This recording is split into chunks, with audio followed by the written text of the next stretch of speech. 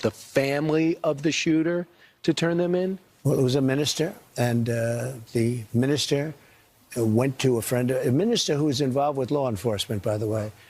And his good friend is a top U.S. Marshal.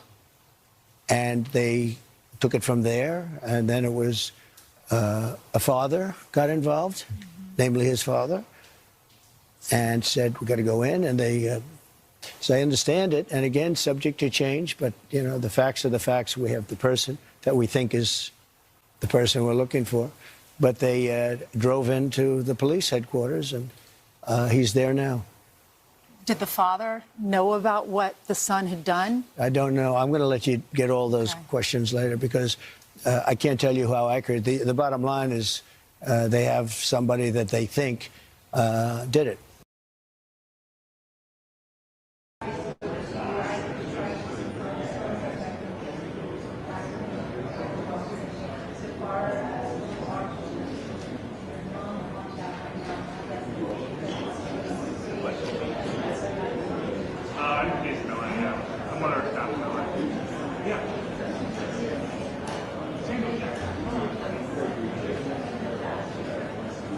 Yeah, sorry.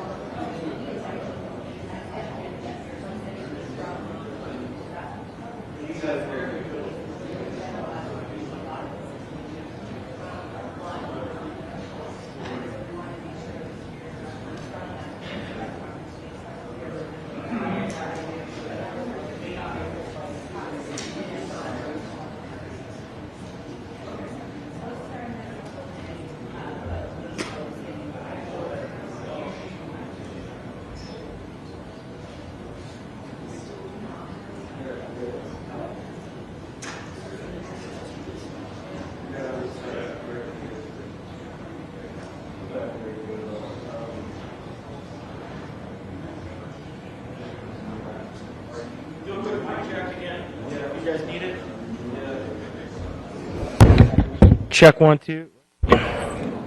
Check 1 2. Check mic check 1 2 3 4 5 6 7 8 9 10 1 2 3 4 5 6. We're hoping to get at least a 3-minute warning when they start walking, but we haven't got that yet. So 1 2 3 4 5 6 7. Everybody good? 1 2 3 4 5 6. Good?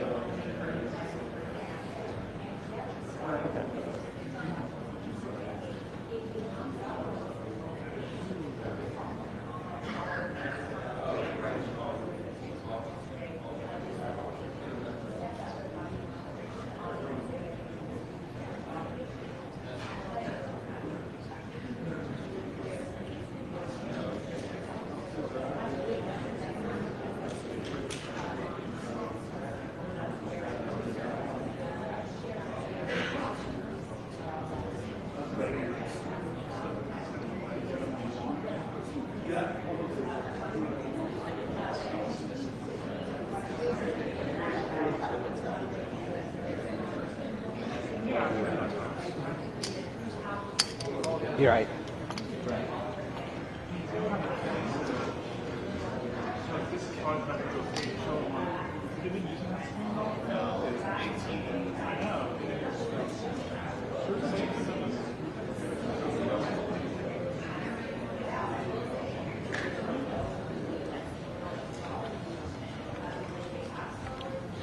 So still no official word on the start time. We will try to give at least a 5-minute warning on that, but we'll do our best on that. So.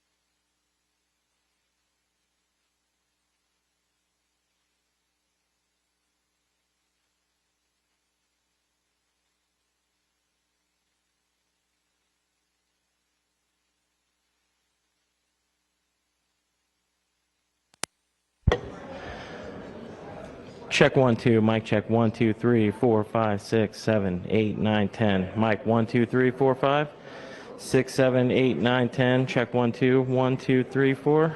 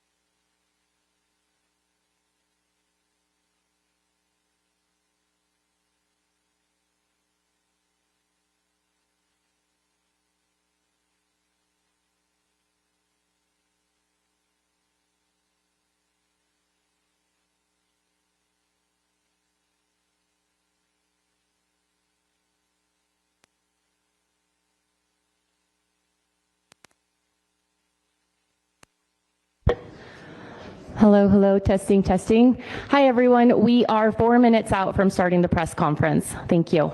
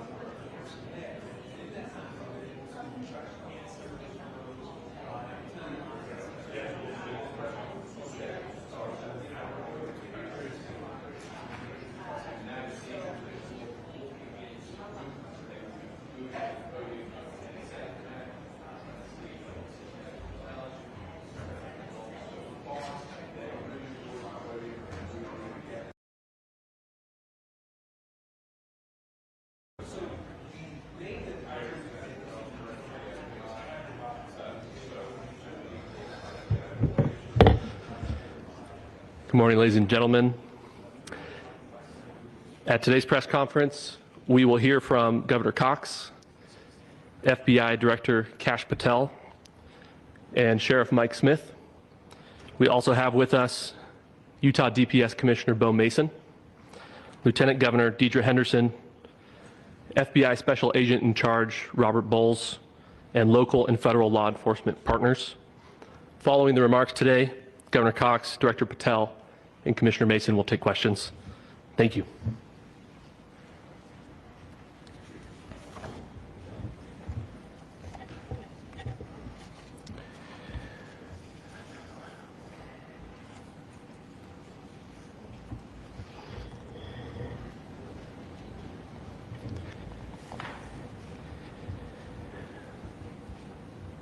Good morning, ladies and gentlemen. We got him. On the evening of September 11th, a family member of Tyler Robinson reached out to a family friend who contacted the Washington County Sheriff's Office with information that Robinson had confessed to them or implied that he had committed the incident. This information was relayed to the Utah County Sheriff's Office and scene investigators at Utah Valley University. This information was also conveyed to the FBI. Investigators reviewed additional video footage from UVU surveillance and identified Robinson arriving on UVU campus in a gray Dodge Challenger at approximately 8:29 a.m. on September 10th, in which he is observed on video in a plain maroon t-shirt, light-colored shorts, a black hat with a white logo, and light-colored shoes. When encountered in person by investigators in Washington County on September 12th in the early morning hours, Robinson was observed in consistent clothing with those surveillance images. Investigators interviewed a family member of Robinson who stated that Robinson had become more political in recent years.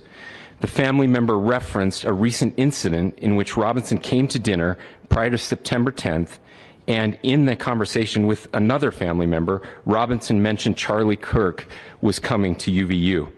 They talked about why they didn't like him and the viewpoints that he had. The family member also stated Kirk was full of hate and spreading hate. The family member also confirmed Robinson had a gray Dodge Challenger. Investigators identified an individual as the roommate of Robinson. Investigators interviewed that roommate, who stated that his roommate, referring to Robinson, made a joke on Discord. Investigators asked if he would show them the messages on Discord.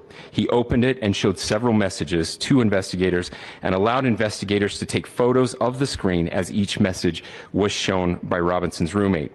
These photos consisted of various messages, including content of messages between the phone contact named Tyler with an emoji icon and Robinson's roommate's device.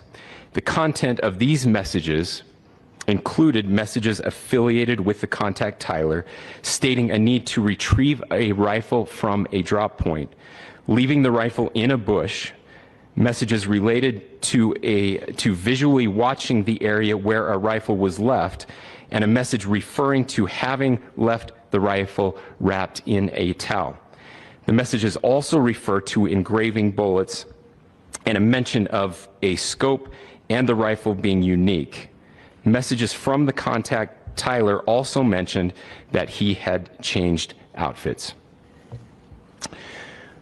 I know there's been speculation as well as to the writing on those casings, those bullet casings, and I believe we have that as well, and I will share that with you now. So the area north of Campus Drive Road where the suspect crossed over, you saw some of that in the video that we released last night, consists of a grassy area with trees on the edge of the UVU campus. Investigators discovered a bolt-action rifle wrapped in a dark-colored towel. The rifle was determined to be a Mauser Model 98 30-06 caliber bolt-action rifle. The rifle had a scope mounted on top of it. Investigators noted inscriptions that had been engraved on casings found with the rifle. Inscriptions on a fired casing read, "Notices, bulges, capital OWO, what's this?" ? Inscriptions on the 3 unfired casings read, "Hey fascist!" ! Catch! up arrow symbol, right arrow, and symbol, and 3 down arrow symbols. A second unfired casing read, "Oh Bella Chow, Bella Chow, Bella Chow, Chow Chow," and a third unfired casing read, "If you read this, you are gay, LMAO." We are indebted to law enforcement across the state who's worked seamlessly together, local law enforcement, state law enforcement, and our federal partners with the Federal Bureau of Investigation. We're grateful for everyone who worked together in such a short amount of time to find this person and to bring justice. I want to thank the public who has been so engaged, reviewing videos, helping us with sending in tips, and helping us get to this point. I want to thank the family members of Tyler Robinson who did the right thing in this case and were able to bring him into to law enforcement as well. I especially want to thank the family of Charlie Kirk, Erica, Charlie's parents, his children. I want us to be thinking of them as we bring justice in this case. They will be involved in that justice. We will be working very closely with them as we move through this process as well. This is a very sad day for our country, a terrible day for the state of Utah, but I'm grateful that at this moment we have an opportunity to bring closure to this very dark chapter in our nation's history. With that, I will now turn the microphone over to the Director of the FBI, Kash Patel. Thank you, Governor. This is what happens when you let good cops be cops. The FBI and our partners are proud to stand here today together to bring justice to the family of Charlie Kirk and honor his memory. I want to express my deep gratitude to President Trump, the Vice President, and the entire White House who have been so incredibly supportive with both resources and just personally to the FBI as a team. They had our backs the entire way, and I just want to express my gratitude for giving us the resources we need to operate in this space to bring this sort of justice at this sort of speed. In 33 hours, we have made historic progress for Charlie. Governor Cox, our partnership has been absolutely incredible these last few days. Our partnership will endure. Your state and local partners, your sheriffs, your DPS community has been unbelievably impressive in the hardest of times. And a case like this cannot be solved, cannot be brought without partnering with your state and local authorities. The FBI has a certain role to play, and we will play that role, and we will lead out for the federal government. But Governor Cox, we are so grateful for your state partnership that led out on this investigation. A little bit of the timeline. Charlie was shot at 12:23 p.m. on Wednesday. The first FBI agents arrived on scene in 16 minutes with chiefs of police at 12:39 and secured the scene. The FBI immediately launched fixed-wing assets. We utilized these assets to transport personnel, specialty technicians, hostage rescue teams. We also utilized these assets to go back and forth from the East Coast and here in Utah to transport forensic evidence and other evidence that will be analyzed and is being analyzed at our FBI laboratories in Quantico and other laboratories, including the ATF. At my direction, the FBI released the first set of FBI photos of the suspect at 10 a.m. local time on 9/11. Then, shortly thereafter, the FBI reward of $100,000 was released at 10:45 a.m. local. Myself and Deputy Director Bongino arrived on the scene at approximately 5:30 p.m. on 9/11. The governor led a press conference last night at approximately 8 p.m.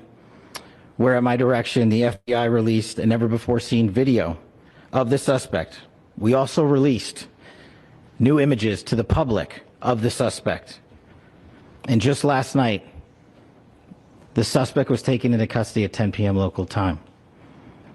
In less than 36 hours, 33 to be precise, thanks to the full weight of the federal government and leading out with the partners here in the state of Utah and Governor Cox, the suspect was apprehended in a historic time period.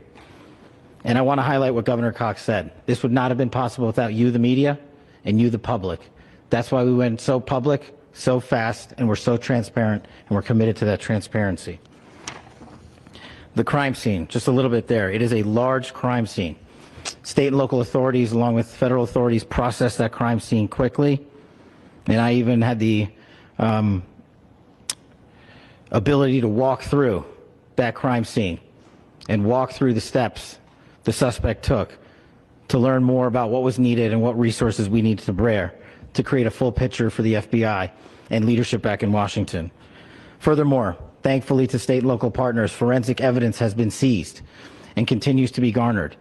Forensic evidence has already been evaluated at FBI laboratories in Quantico and state and local authorities here. We will continue to process evidence as we see it, as we collect it, and we will continue to deliver to Governor Cox and his team. Last night, we had a total of approximately 7,000 leads.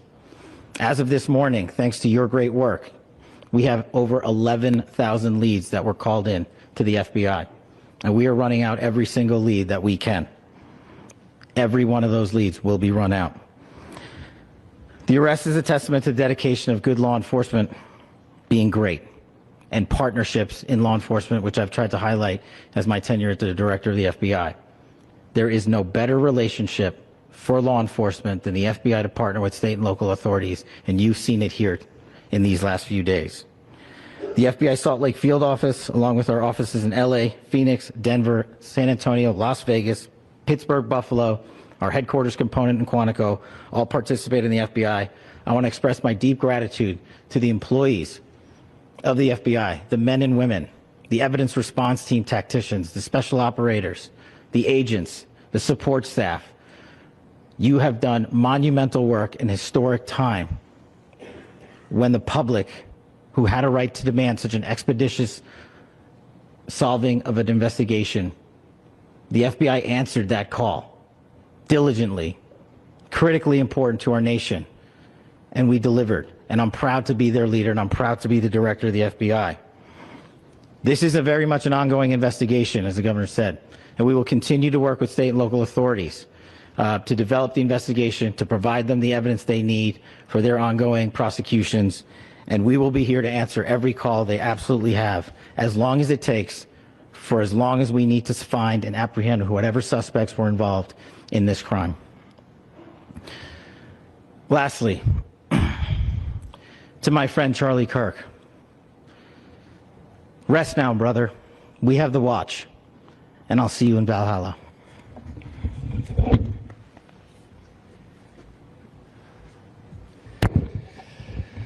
Thank you, and good morning. I would just like to take a few minutes as the sheriff to express my gratitude for everybody who has played a part in this investigation. As you know, it's been a vast, a complicated, and a very, very fast-paced investigation. You're looking at people standing up here who are running on, if they got an hour's sleep in the last couple of days, they're probably lucky. It has been very taxing. It has been so impressive, speaking on behalf of the local law enforcement, to see the cooperation that we've seen in this type of case. Across the state, sheriffs, chiefs, our state partners have stepped up and have come to the call on anything that we needed. Our county chiefs have been phenomenal.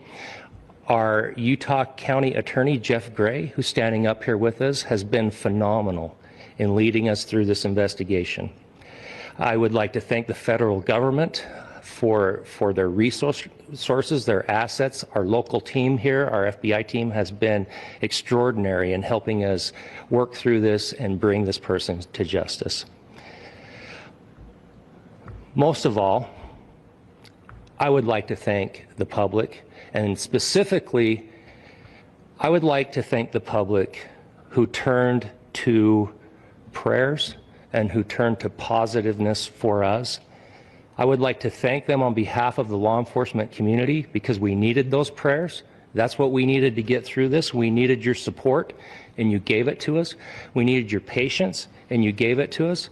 And I would like to thank you for the Kirk family, because that's what they need, is your support and your prayers, and that will get us through all of this. So thank you everybody for everybody that have stepped up. We've had such a phenomenal response to this. Thank you.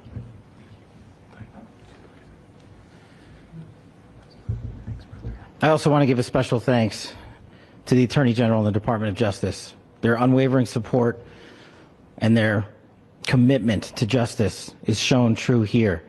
And without AG Bondi and Deputy Attorney General Todd Blanche and the resources they brought to bear, we would not have been able to complete our mission. And I just want to say special thanks. It's an honor to be a part of the Department of Justice. Thank you again to our incredible law enforcement team who has worked so hard. Sheriff, I got a solid 90 minutes last night, so I'm probably the most well-rested person up here. Ladies and gentlemen, I get the microphone, so I hope you'll permit me a moment just to share a few more thoughts about where we are and how we got here and maybe a little bit of where we go from here. I don't want to get too preachy, but I think it's important that we, with eyes wide open, understand what's happening in our country today.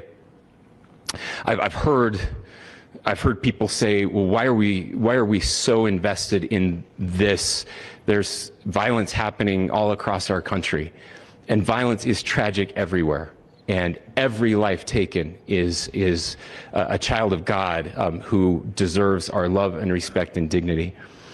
This is certainly about the tragic death, political assassination of Charlie Kirk.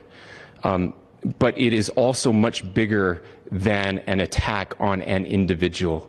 It is an attack on all of us.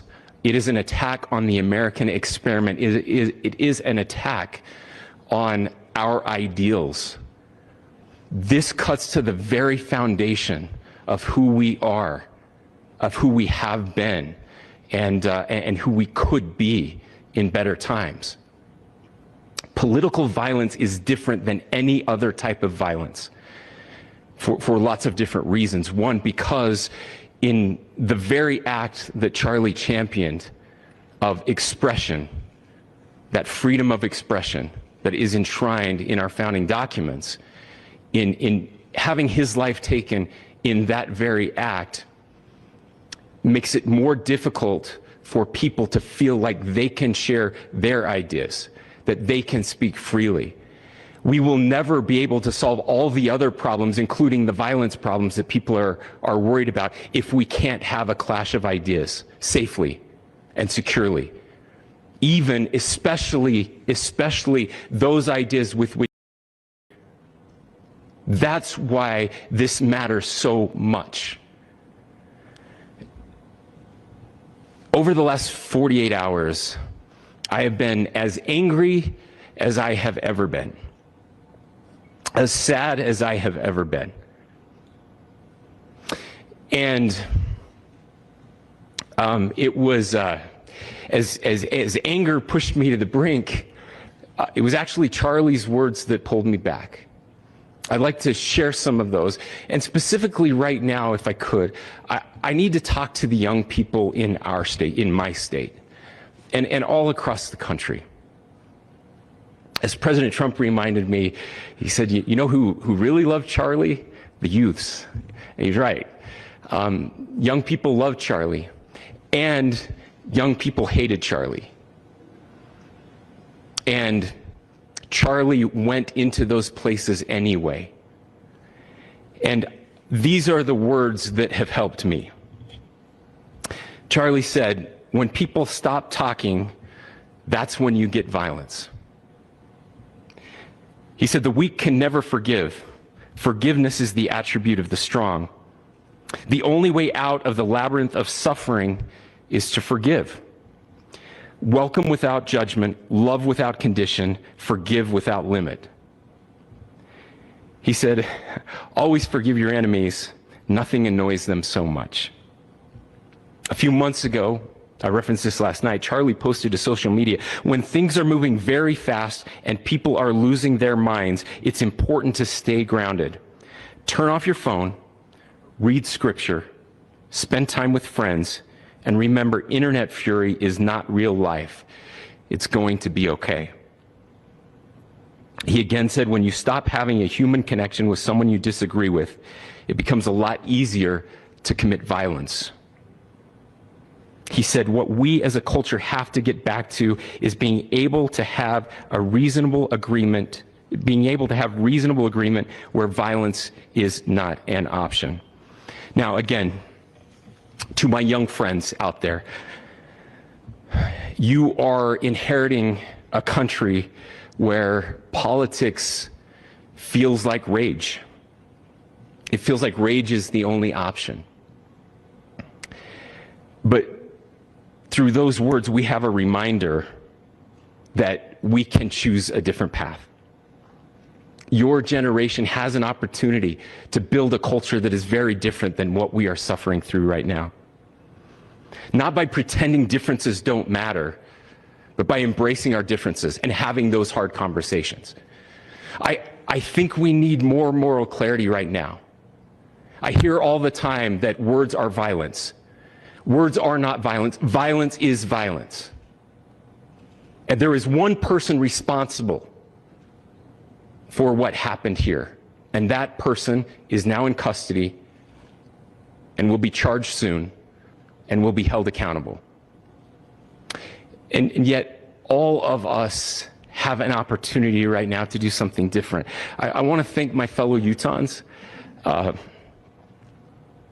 This bad stuff happens. For 33 hours, I was praying that if this had to happen here, that it wouldn't be one of us. That somebody drove from another state, somebody came from another country. Sadly, that prayer was not answered the way I had hoped for, just because I thought it would make it easier on us if we could just say, hey, we don't do that here. And indeed, Utah is a special place. We lead the nation in charitable giving. We lead the nation in service every year. But it did happen here. And it was one of us. But I want you to look at how Utahns reacted the last 2 nights. There was no rioting. There was no looting. There were no cars set on fire. There was no violence.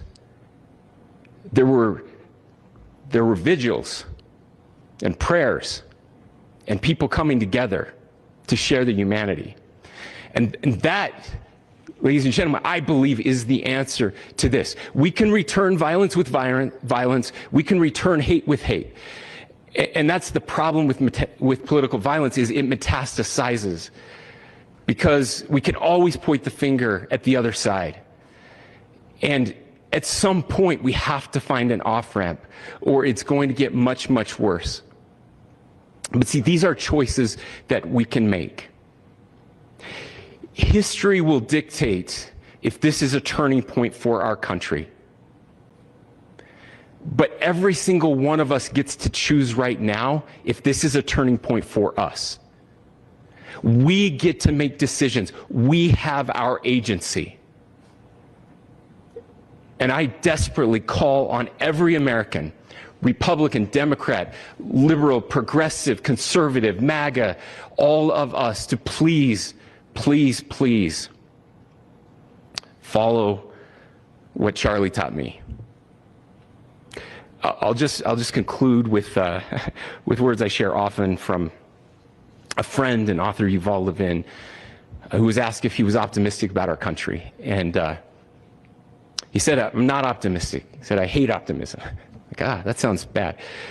But he said, optimism is a vice. It's this idea that good things are just going to happen. And he said, in the history of the world, good things have never just happened. He says, I'm not optimistic, but I am hopeful. And hope is the virtue that sits between the vices of optimism and pessimism. Hope is the idea that good things are going to happen because we can make them so. I still believe in our country. And I know Charlie Kirk believed in our country. I still believe that there is more good among us than evil. And I still believe that we can change the course of history. I'm hopeful because Americans can make it so.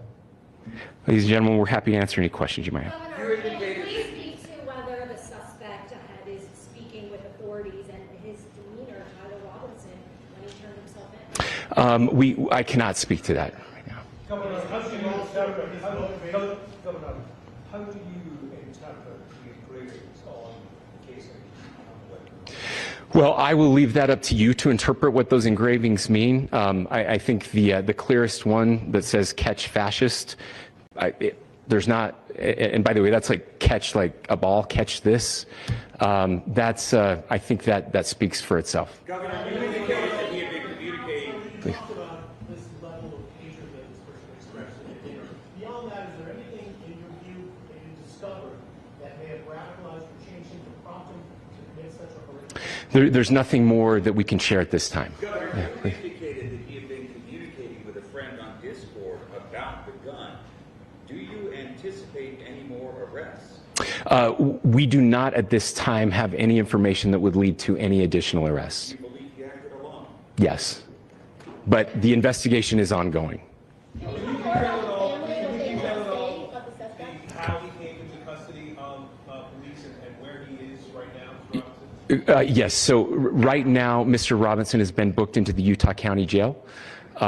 You heard the president this morning report that he was taken into custody, that his family and a friend helped to deliver him into custody of law enforcement in Washington County. For those of you that don't know where Washington County is, it is the southwesternmost part of the state of Utah. It's about a 3.5 to 4 hour drive from here, where we are right now, and that's where he lived and where they turned him in. Please, go here. I can't share any more than what I've already shared. Yeah.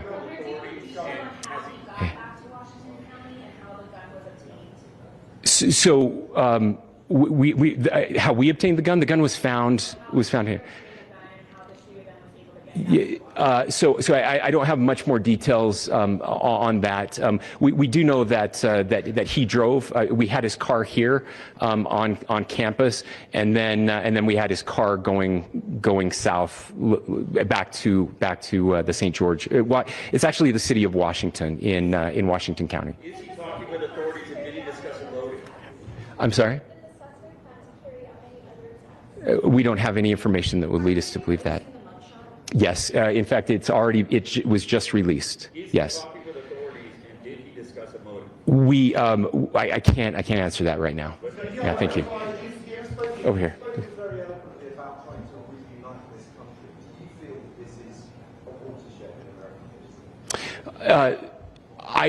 I absolutely believe that this is a watershed in American history. Yes. The question is, what kind of watershed? And that chapter remains to be written. Is this the end of a dark chapter in our history, or the beginning of a darker chapter in our history? Look, I mean, if you look at true political assassinations in this country of someone of this stature, this feels a lot like the late 60s, and having one so gruesomely displayed on camera in all of our hands and in all of our pockets. We are not wired as human beings biologically, historically. We have not evolved in a way that we are capable of processing those types of violent imagery. And by the way, we've seen another one with a gruesome stabbing very recently that went viral. This is not good for us. It is not good to consume. Social media is a cancer on our society right now. And I would encourage people to log off, turn off, touch grass, hug a family member, go out and do good in your community. That is happening, and it's happening organically right now. I had a friend in a small city in Utah who said, we're getting together, the Republicans and Democrats in my little town are getting together to have a discussion last night, just to find a way to find their better angels. So yes, this could be, I mean, again, you have to go back to JFK to have seen a video live of something like this happening. I wasn't born until 1975, but I know that things were really dark in the late 60s. Sorry to some of you. I know some of you were there. This is our moment. Do we escalate, or do we find an off-ramp? And again, it's a choice. It's a choice, and every one of us gets to make that choice. Two more questions right here. Could we clarify that the release of those enhanced images at 8 p.m., the timeline that Director Patel gave us, led to the arrest at 10 p.m.? Is there a direct connection between those two events? I cannot comment if there is a direct connection or not, but all I can say is that that through some process, the family came to know that this had happened. One more thing, Governor. Could you just clarify the clothing issue you mentioned earlier? Was he changing outfits? Correct. Yes. So when he's first spotted on campus, he has different clothing on, and then he changes clothing on the roof, and then changed back into that clothing at some point, so that when he was apprehended, when he was arrested, the clothing matched the clothing he had on before the shooting here at UVU. Last question here. Yes.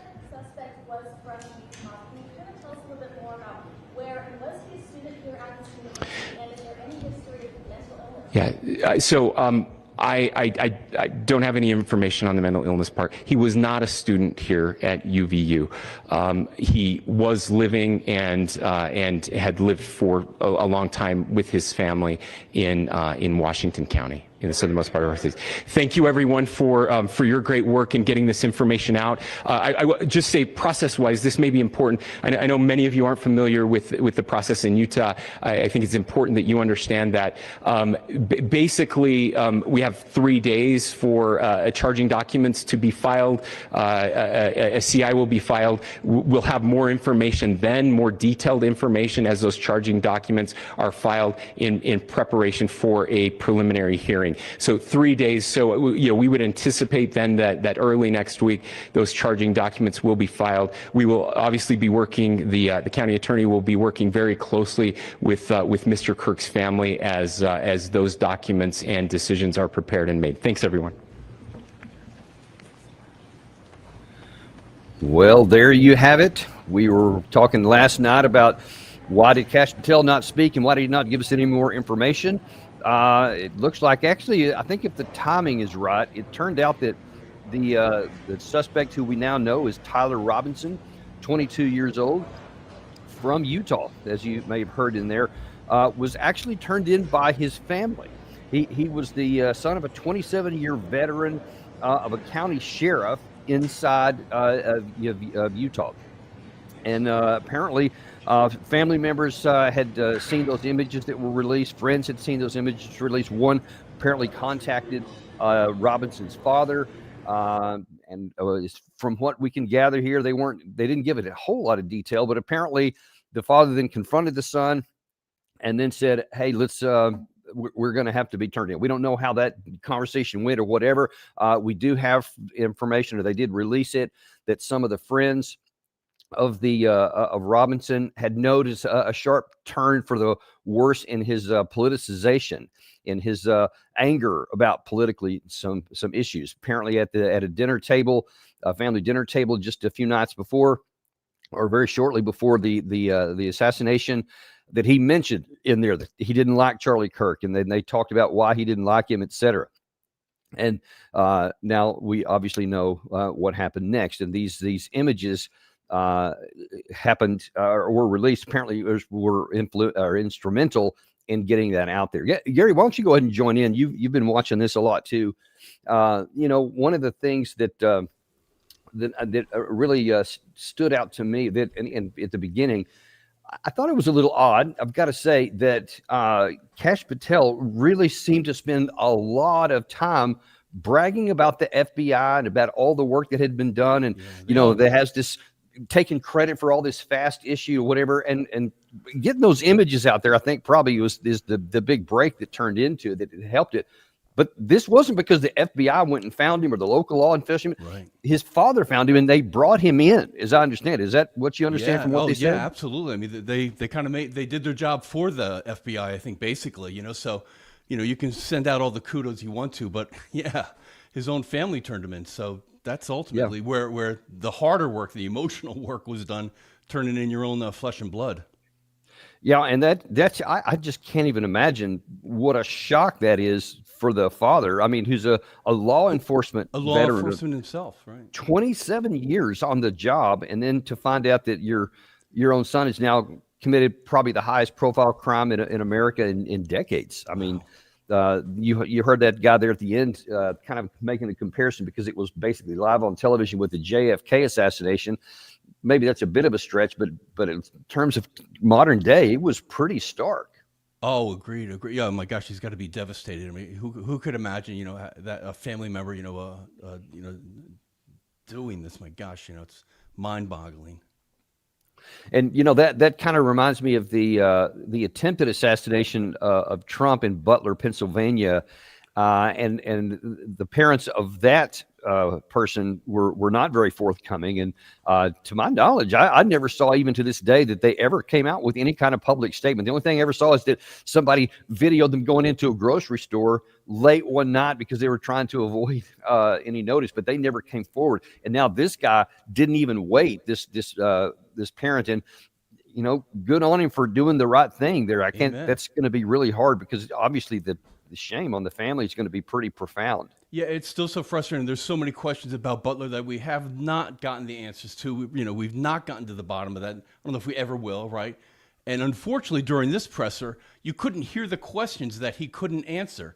There's about, I'd say, at least 10, maybe more questions. He says, well, I can't get into that. I'm not prepared to answer that. Well, what were those questions? Would have liked to know what he can't tell us, because I just thought there wasn't enough forthcoming, I thought, from anyone there.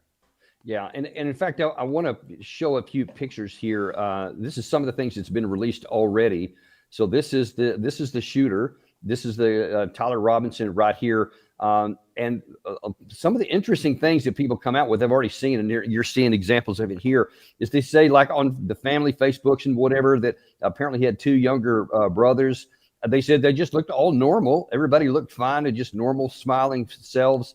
There was some interesting, that's the famous footage that probably led to his arrest. Interesting. Let's see, let me spin down to it. This was a Halloween a costume that he had of Trump. Weirdly enough, this is not going to play well. This is apparently his younger brother, and then this one here shows him. Let's see. This is an M2 Browning 50 caliber machine gun, which I used when I was on active duty in the Army. And it doesn't have a date here, so we don't know how far past this was, but you can see he's pretty young right there. So he had an interest in high-powered weapons even back then. This apparently is his father. In the 27 years, you see the year veteran here. This is apparently his graduation. Just everything, it just looks normal. I mean, it doesn't look like any kind of wild person that is something that no neck tattoos. You can see it. Yeah, and apparently this politicization, at least from what's being reported so far, is a recent issue. It's not like he has a long history, apparently, of having this, but apparently in the days leading up to this, he was very much, politicized and radicalized. And I think the question that everybody's going to want an answer to, certainly I do, what radicalized him? What made him go from this just apparently normal person? He was a student at Utah State University. So presumably, if you can throw that map up there. Oh, sure, yeah. Presumably he traveled from Utah State University, which is in the top part of that map you see down there, and Utah Valley University, where the assassination took place. That's in the bottom part. So you see there, it's about a 2-hour drive between the two. So, I mean, he went to a lot of trouble. Obviously, he got this weapon. That's another question. Where did he get the weapon? It was, this is not one of those where it's an AR-15 style that, everybody says we need to get those banned. Well, you see, that's not necessarily going to solve your problem. And really, Gary, I think that this gets into one of the bigger issues that the culture has to face. That some of these guys went on a kind of a long discussion about the morality and the culture and all this kind of stuff. A sermon. We've got to get to the issue that underlies that, why the person picks up that. Whether you think there should be ban on guns or not, you're going to have to get to the person, because this guy, it was an older rifle. I think they said it was a Mauser 30-06 bolt action, not a military Automatic. weapon. It was a, what's that? Oh, I was just saying the bolt action. It wasn't an automatic weapon. Right. Exactly. Yeah. So it was it looked like a deer rifle, actually, to me. So you see, it doesn't matter what kind of gun, or that horrific murder that was caught on camera in North Carolina, a knife. Lots of others that we've seen here. That there's something going on in the culture, Gary, that we're going to have to get addressed, and we're going to have to be honest about it. And not just look for something easy. You know, this will probably raise up the issue about gun control again, and people are going to want to do something. So they're going to want, I'm sure that the Democrats are going to want to post some videos of, or post them, any kind of new law that, we need to get gun control again. And it's just not going to have the effect if you're not willing to address the hard stuff, which is our culture. And I don't know, Gary, what do you think? How do you address? I mean, what is the answer when you have your culture, when there's so much violence going on? Yeah, Danny, it's listen. That's a big question, and I don't have any answers for that. You look at somebody. You often look to the family, right? It looks like it was an intact family. Usually, that's one of the biggest things that people look for in situations like this. There was no father. There was no male a role model for him. Well, it looks like it was an intact family. It looks like there was a male role model. Now, listen, we have no idea what kind of fathering he was doing, but the early indications are like that. So we can't look at the breakdown of the family, in this instance. Again, this is preliminary, but just on a surface, quick evaluation. So it's not that, it was, what kind of, is he on any kind of drugs? What kind of pharmaceuticals is he being regulated by? There's that whole issue. So there's so many things that play into this.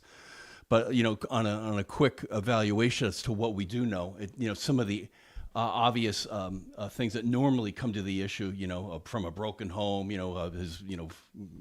had access to guns that he shouldn't have access to, that kind of thing. So none of those things seem to be at this time, the easy things, the things to point to in this issue.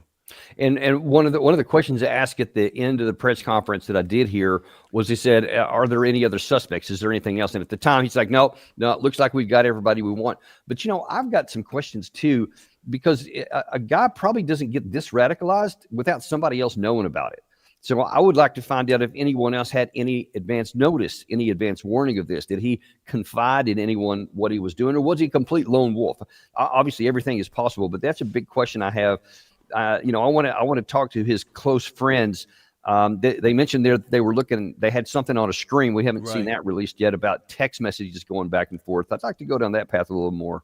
I hope they release that. There's so much that they tell us about, but then they won't show us. That's another example of, why aren't they just releasing that? They're telling us about it, but they won't show us. I don't know. I don't like that we have to pull it out, pulling teeth with them. Yeah. In fact, that was one of the other things that I thought too. I mean, they have released a lot of stuff or information, but they said, that there's engravings on these shell casings. Right. I do want to see that, because look, a shell casing is very small. I mean, it's like about half of this pin. It's very small, the shell casing. And for them to have said that it said, one of them said, if you read this, you are gay, LMAOA, etc. I'm like, that's a lot of words for a tiny little shell casing. I'd like to see that, because that implies either he was a good engraver or he took it somewhere. Or he hired somebody to do that. My gosh. Exactly. Right? Yeah. So we need to find out about that too. But I'd like to see it. Let's put that out there. Hopefully they will soon. I can't think of any reason why you would tell us what's written on there and then for some reason not show it. So hopefully that'll be released pretty soon. Yeah. And Danny, how about that governor? Do you believe where he went, where he took this conference? What stood out to you about that? Oh, his campaign speech that he gave during this, in the middle of it.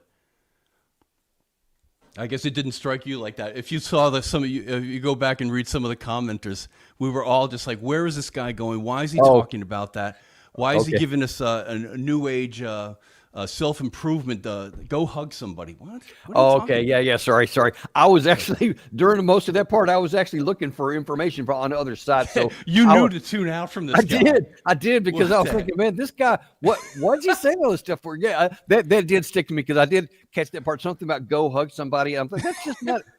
That's your opinion, I guess, but that's not appropriate at the press conference with the FBI director to talk about capturing a suspected murderer. I mean, I don't know. I think that maybe there's better places for that, or like in your own family, perhaps, but really not on that. So yeah, that was odd. But speaking of what people said, I think you've got a video there of what the president said earlier this morning. Oh yeah, I can bring that up. Give me a second. Yep.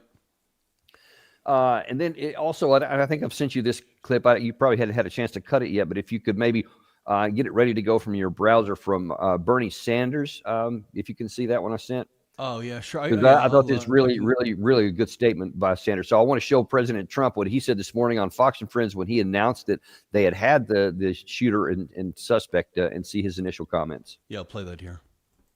The family of the shooter to turn them in? Well, it was a minister, and the minister went to a minister who was involved with law enforcement, by the way. And his good friend is a top U.S. Marshal.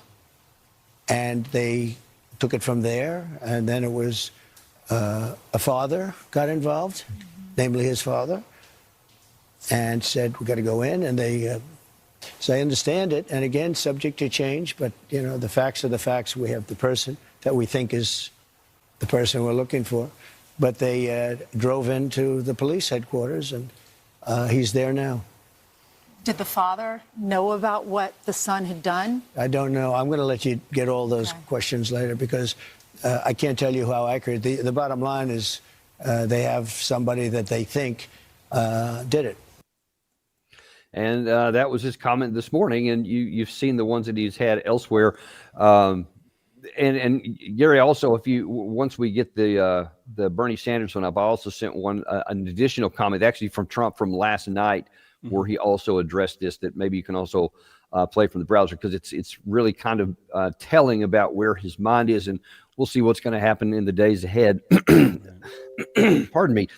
They did mention at the end of this that it takes some processing time, by the way, so he won't be officially charged until sometime next week. So we're going to have some time, probably, I'm sure all kinds of information is going to be coming out. We'll find out more about him, more about his background, etc.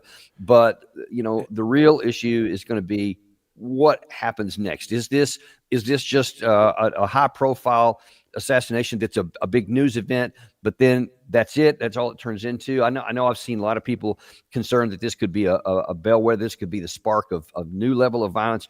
I don't know. So far, I see, Gary, Charlie Kirk was such a polarizing figure. There have been so many who think he was just the most amazing Christian person of our generation, and a wonderful human being, etc. And then others that have just said, you know, oh, he was terrible, especially to black people and other people of color, etc. And his moral views were very skewed, etc. I don't remember seeing anyone that's so more polarizing and has such strong views from different sides of this. What do you make of that? Yeah, well, I'm not surprised, but I'll tell you, if you ever, and all one has to do is just go on social media, and there's so much video of him out there in circumstances where he's being, oh my God, challenged, but very viciously at times. He's being challenged viciously, and you'll see his demeanor. He never breaks. He keeps his cool. He was very calm almost even when he was being challenged. So I thought he showed respect in every instance. Listen, there might be an occasion where he broke that. Boy, I don't see it. And he's been doing this for years, Danny. Going to college campuses and taking on. And he actually would even promote people, not promote people, but encourage people to come and talk to me, because I want to challenge your thoughts. You believe socialism is good. Let me tell you why socialism isn't good, or whatever the topic was. So he was quick to do that and happy to do that. I didn't see him disrespecting people in those instances. So people really hated what he said more than how he said it. I think that's what upset them so much. His demeanor was always, very even keeled and respectful, I thought. Yeah, I do. I think that from everything that I've seen, especially recently, since it's been all over the internet, et cetera, is that he had very passionate beliefs, and he was very confident in what he believed and what he thought was right. But I did see him pretty strongly say why he thought others were wrong, et cetera. But I was always struck by his willingness to go out and college campus unscripted, put a microphone in somebody's hand. You don't know what they're going to say and say, lay it on me. Prove me wrong. I think That's was the event, tagline. Yeah, and that's the event that he got shot at. That was the whole not demeanor. That was the whole situation of what they were doing that day, that very day on a campus. Is what he's been doing for years. And there are very few people on any part of the political spectrum willing to go out and hand a mic to your opponent and say whatever you want, and I'll give you my comments. So I think he deserves some credit for that, and I hope that kind of thing continues. And I think that is also one of the things that Bernie Sanders said. Do you have that up there handy to go? I don't, Dan. I can't grab it right now. I just don't have the facility to at the moment. Oh, okay. All right. We'll try to get that later. But you know what? I actually might have it still on my screen. Well, Dan, if nothing else, Charlie was doing exactly what we all need to do. What everybody says we should do is talk to one another, right? We can be friends and friends, whatever. We can be civil with one another and disagree. That's what he's been doing. He demonstrated it. He filmed it. It's there. So he was doing exactly what so many yearn for, saying that that's what we as a society need to do.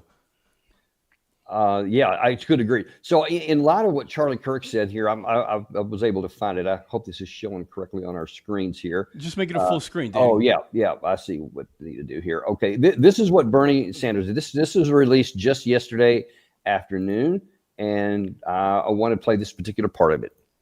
Democratic society, which is what America is supposed to be about, depends upon the basic premise that people can speak out, organize, and take part in public life without fear, without worrying that they might be killed, injured, or humiliated for expressing their political views. In fact, that is the essence of what freedom is about and what democracy is about. You have a point of view? That's great. I have a point of view that is different than yours. That's great. Let's argue it out. We make our case to the American people at the local, state, and federal levels, and we hold free elections in which the people decide what they want. That's called freedom and democracy. And I want as many people as possible to participate in that process without fear. Freedom and democracy is not about political violence. It is not about assassinating public officials. It is not about trying to intimidate people who speak out on an issue. Political violence, in fact, is political cowardice. It means that you cannot convince people of the correctness of your ideas, and you have to impose them through force. Every American, no matter what one's political point of view may be, must condemn all forms of political violence and all forms of intimidation. Yeah, I thought that was really, really well said. And clearly he means it. He started off that video at the beginning by saying, he gave his condolences to Kirk's family and his wife especially. And he said, look, I'm just going to bluntly tell you, I disagree with nearly everything he stood for. He sure did. But then he went on to say, but that doesn't matter in this country. And he lives that too. And that, I think, interestingly enough, but I think on both the right and the left, Kirk and Bernie Sanders, at least represent what should be. Kirk was very passionate about his positions. Some people were very passionate in opposition to it. He handed them the mic. Bernie Sanders is very passionate what he believes. I disagree with a lot of the stuff he says, not all of it. I actually agree with him on some things, but quite a bit off on others. And yet he passionately believes what he said. That's how it should work, and that's what's good in a healthy democracy. But I agree with him also in what he said. We start getting into trouble when we try to start silencing the other side. And that's where I think, Gary, we got to be real careful in what happens next. We can't go there at all. That's why the First Amendment is the First Amendment. Because, I was a little troubled, at least initially, by President Trump's comment. One of that other video that I'd sent you that unfortunately you didn't have time to cut. But Trump, again, refers to the radical left and kind of implies that the left was responsible for Kirk's death, not this one crazy individual here. And, we've got to be real careful that we don't demonize the left, whom he may disagree with on most issues. But it's you can't silence them or try to coerce them into silence. And that's why I think it's going to be real important about where the president leads here. I think he has a really good opportunity to lower the temperature down and to take the high road. I don't know if he will, but he has a chance to. In that clip there on Fox and Friends this morning, I thought it was pretty good. He was very measured. He was not, emotional and getting after the guy, et cetera. He said, let's let the law enforcement do its business. I thought that was good. I thought that was better than the one he did last night. But, a lot of people are going to be looking to him because he is the leader of the country. And he's going to kind of set the tone for the entire right. So if I don't, it's probably too much to say Bernie speaks, to a lot of the left, but certainly many of the young people listen to him. So Trump has the ear of all, a great portion of the conservative right, and he can also kind of set a good tone. And man, if we can keep this to just this ugly incident right here that doesn't exacerbate anything, that'd be a pretty big win. What do you think? Yeah, well, that would be ideal. And let's hope the coolest heads prevail here. Yeah. Yeah, and I guess we'll end up seeing that. But listen, we're going to continue tracking this down, especially as we find out any more about this guy's background and what Robinson may have done. What I'm especially interested in, we'll definitely bring this to you as we get more information on what radicalized him and what turned him from, because you saw those pictures, Gary. I mean, it was they looked like a normal family. It just, going out on Halloween, family vacations together. Everybody seemed kind of normal. He had apparently a healthy mom and dad relationship. His dad apparently had something to do with some kind of minister of some sort in addition to a law enforcement. It didn't look like there was any problem there, but I want to find out about that, and we'll bring that to you as we get it. But in the meantime, we also, who do we have this afternoon? Patrick Kennington. Oh, yeah. Patrick 2 Kennington at today. 2 o'clock. Yeah, we're going to, we got a lot of issues to talk about with him too. So be sure to join us back at 2 p.m., and we'll see you then on the Daniel Davis Deep Dive.